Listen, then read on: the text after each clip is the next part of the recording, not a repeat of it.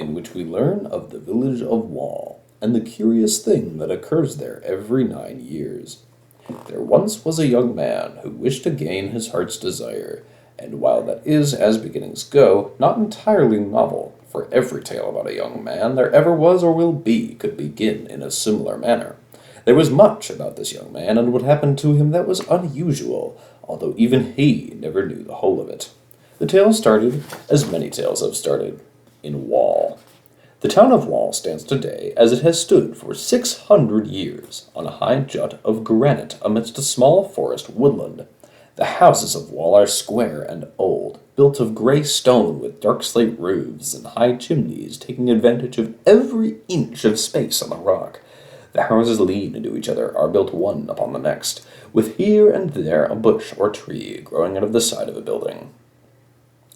There is one road from Wall, a winding track rising sharply from the forest, where it is lined with rocks and small stones.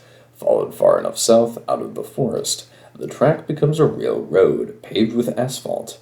Followed further, the road gets larger, is packed at all hours with cars and trucks rushing from city to city.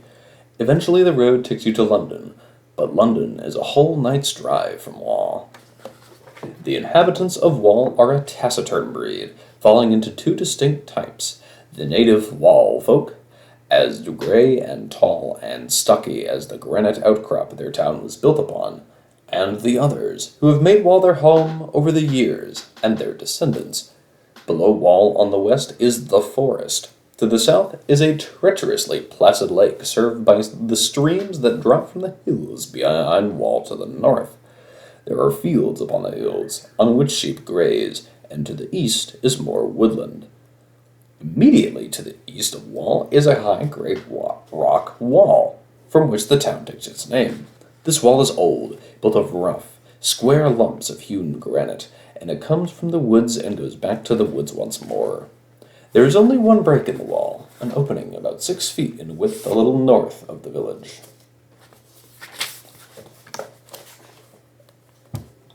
Through the gap in the wall can be seen a large green meadow. Beyond the meadow, a stream, and beyond the stream there are trees.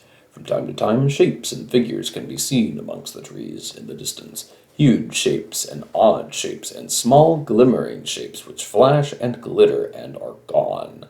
Although it is a perfectly good meadowland, none of the villagers have ever grazed animals on the meadow, on the other side of the wall, nor have they used it to grow crops. Instead, for hundreds, perhaps thousands of years, they have posted guards on each side of the opening on the wall and do their best to put it out of their minds. Even today, 2 townsmen stand on either side of the opening, night and day, taking 8-hour shifts. They carry hefty wooden cudgels. They flank the opening on the town side. Their main function is to prevent the town's children from going through into the meadow and beyond. Occasionally they are called upon to discourage a solitary rambler, or one of the few visitors to the town, from going through the gateway. The children they discourage simply with displays of the cudgel. Where the ramblers and visitors are concerned, they are more inventive, only using physical force as a last resort, if tales of new planted grass or a dangerous bull on the loose are not sufficient.